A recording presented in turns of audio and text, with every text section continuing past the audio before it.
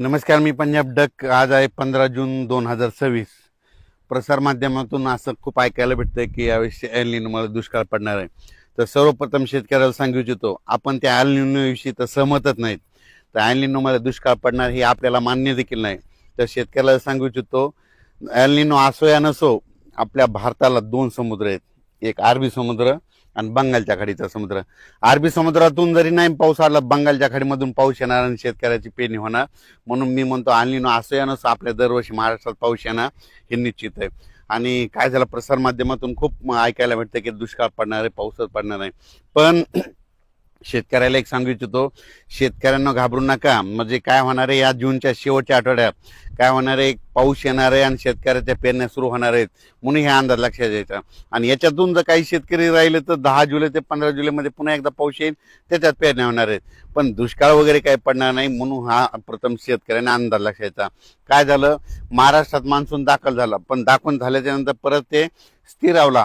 पण ही परिस्थिती, वारं सुटण्याची परिस्थिती दरवर्षी कधी असते, पाऊस पडल्याच्या नंतर पुढच्या महिन्यात असते. पण यावर्षी काय झालं, सुरुवातीला आल्यामुळं हे शेतकऱ्याला असं वाटतं की यावर्षी पाऊस पडणार नाही.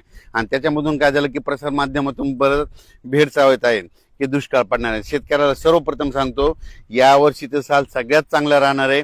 जूनच्या शेवटच्या आठवड्यामध्ये चांगला पेरणीयोग्य पाऊस पडणार आहे. सगळ्याच्या हळूहळू पेरण्या सुरू होणार आहेत, म्हणून हा अंदाज लक्षात येतात. सर्वप्रथम मी म्हटलं होतं ना, एक 7 ते 14चा एक टप्पा राहील, त्याच्यानंतर 20 ते 30 राहील आणि 10 जुलै ते 15 जुलै राहील. ही असंच परिस्थिती राहणार आहे. यावर्षी जून महिन्यात थोडाफार पाऊस कमी राहणार आहे, जुलैमध्ये जास्त पडणार आहे, ऑगस्टला कमी राहील, सप्टेंबर ऑक्टोबर परतीचा पाऊस धुमाकूळ घालणार आहे. पण दुष्काळ वगैरे काय पडणार नाही. तर तुम्हाला सांगते, यावर्षी शेतकरी हिताचं साल आहे, शेतकऱ्यासाठी खूप चांगलं आहे. शेतकऱ्यांनी घाबरून जाऊ नये. आता हे म्हणजे काय होणार, पाऊस कसा येणार आहे, पावसाला सुरुवात काय होणार आहे, 18 जूनच्या नंतर विदर्भाकडून बऱ्याच ठिकाणाहून पूर्व विदर्भाकडून सुरुवात होणार आहे. 18-19च्या दरम्यान पूर्व विदर्भाकडून ते पाऊस मराठवाड्यापर्यंत येईल. पण त्याच्यानंतर काय होईल, 20-21च्या नंतर मराठवाड्याकडे पाऊस आल्याच्या नंतर 21 ते 29च्या दरम्यान मराठवाड्यामध्ये वेगवेगळ्या भागात पाऊस पडेल आणि काही जिथं जास्त ओल होईल त्यांच्या पेरण्या सुरू होतील. विदर्भात देखील काय होईल, 18-19 पासून तिकडे पाऊस सुरुवात होईल. जिथं पाऊस जास्त पडला त्यांच्यात देखील ओल झाली तर त्यांच्या देखील पेरण्या होईल. त्याच्यानंतर हे पाऊस पुन्हा उत्तर महाराष्ट्राकडे जाईल. मग उत्तर महाराष्ट्राकडे काय होईल, म्हणजे विदर्भापासून उत्तर महाराष्ट्र सगळं टोक, हे टोकते ते टोक आहे. मग तिकडे काय होईल, 23 जून ते 29 जूनच्या दरम्यान तिकडे देखील पाऊस जाईल आणि त्यांच्या देखील पेरण्या लागतील. पण शेतकऱ्याला पश्चिम महाराष्ट्र, सातारा, सांगली, सोलापूर त्या पट्ट्यामध्ये काय होईल, तिकडे देखील 23 जून ते 29च्या दरम्यान काय होईल, तिकडे देखील पाऊस पडेल आणि तिकडे देखील पेरण्या होती. पण तो शेतकऱ्याला सांगू इच्छितो की दुष्काळ वगैरे काय पडणार नाही. तुम्ही मनातली भीती बाळगू नका. कारण की बऱ्याच तुम्हाला दररोज मोबाईल उघडला की तुम्हाला दुष्काळ आणि ते एल निनोच दिसायलंय. शेतकऱ्यांना हे दरवर्षी काय असतं, हे जे असं वारं आहे ना, कधी कधी पाऊस पडल्याच्या नंतर असंय 10 दिवस इतकं वारं येतच असं. तर तुम्हाला सांगू इच्छितो, 19 तारखेच्या नंतर, 19 जूनच्या नंतर राज्यामध्ये हे उन्हाचा पारा देखील ते कमी होणार आहे. म्हणून हे देखील सर्व शेतकऱ्यांना लक्षात द्या. 20 तारखेपासून उन्हाची तीव्रता कमी होईल, ढगाळ वातावरण यायला सुरुवात होईल, म्हणून हे देखील सर्व शेतकऱ्यांना लक्षात द्यायचं.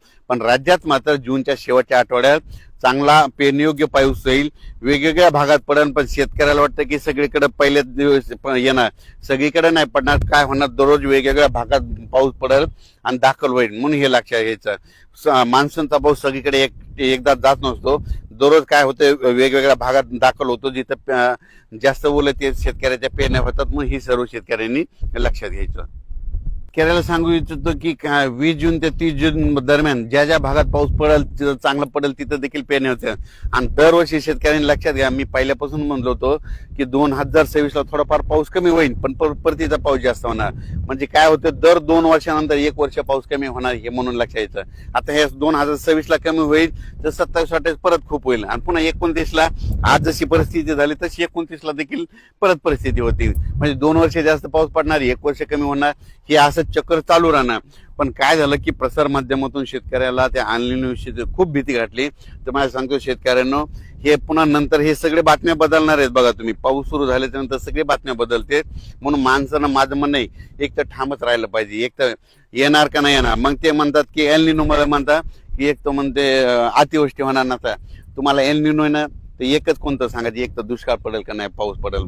पण शेतकऱ्यांना सांगतो, हे सगळे प्रसार माध्यमातून शेतकऱ्यांना भीती घालतं. शेतकऱ्यांना घाबरून जाऊ नका. पावसाचं काम करीत असतो. सर्वप्रथम आपला भारत देश आहे. भारत देशाला 2 समुद्र आहे, अरबी समुद्र आणि बंगालच्या खाडीचा समुद्र. म्हणून जरी अरबी समुद्राचा त्या बाष्पाचा पाऊस नाही आला तर बंगालच्या खाडीचा पाऊस येतोय.